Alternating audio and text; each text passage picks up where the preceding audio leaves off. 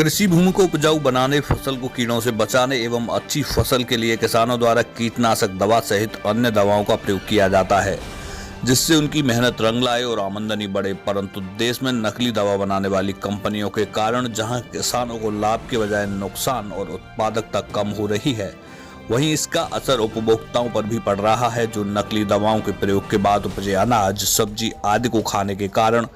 Cancer सहित विभिन्न गंभीर बीमारियों के शिकार हो रहे हैं। अब इन नकली दवा बनाने वालों के खिलाफ भारतीय किसान यूनियन अंबावता द्वारा अभियान चलाया जाएगा।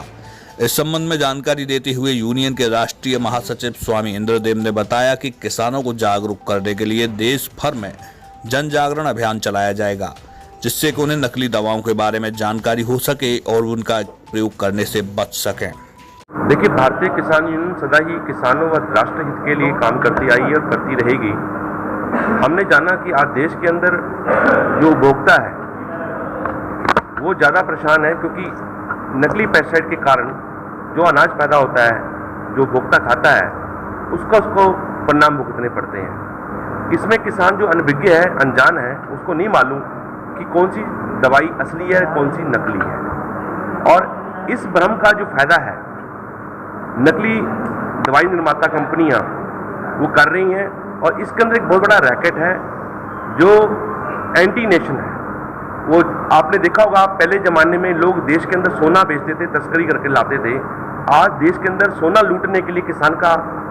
पीला सोना जो खेती है, उससे जो अनाज पैदा होता है, उसको लूटने के लिए ये नकली पेस्टिसाइड दवाइयाँ आ रही हैं। खाली उस किसान को नहीं लूटा जा रहा, खाली किसान की आत्महत्या नहीं हो रही, जो उपभोक्ता है वो तिल तिल कर मर रहे हैं। लोगों को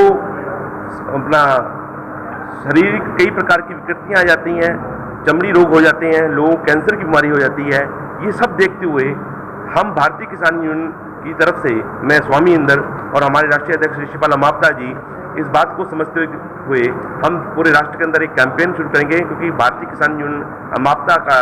जो नेटवर्क है 22 राज्यों में है, और हमने अपने जितने भी प्रदेश अध्यक्ष हैं उनको इस बात की इतला दे दी है कि अब हमारा जो मुद्दा होगा देश के अंदर, वो नकली पेस्टिसाइड के ऊपर रोक लगाना होगा, ताकि राष्ट्र की जो कमाई है और राष्ट्र की जो ताकत है उसको बचाया जा सके। आपने बड़ा आरोप लगाया कि ट्रैवलर फंडिंग हो रही है, जो उसकी इनकम है उससे ट्रैवलर फंडिंग होती है, तो इसको लेकर कभी गवर्नमेंट से आपने बिल्कुल नहीं किया कि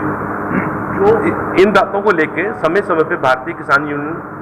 अपना डिस्ट्रिक्ट कलेक्टर ऑफिस में जाकर मुख्यमंत्रियों के नाम पर ज्ञापन देती रही है, और हमने बताया है कि ये जो कालाबाजारी है,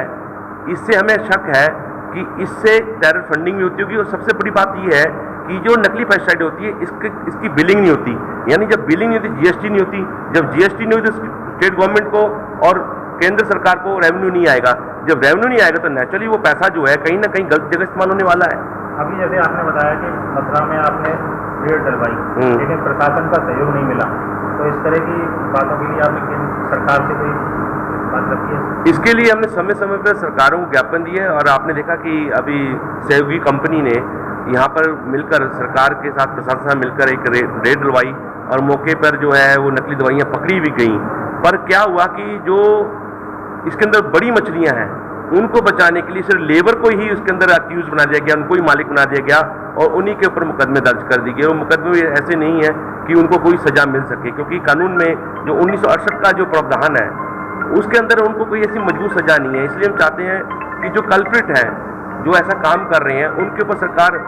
जो है 307 और 302 का मुकदमा दर्ज करे, ताकि ऐसी संभावना ना हो कि लोगों की जिंदगी खेल सकें।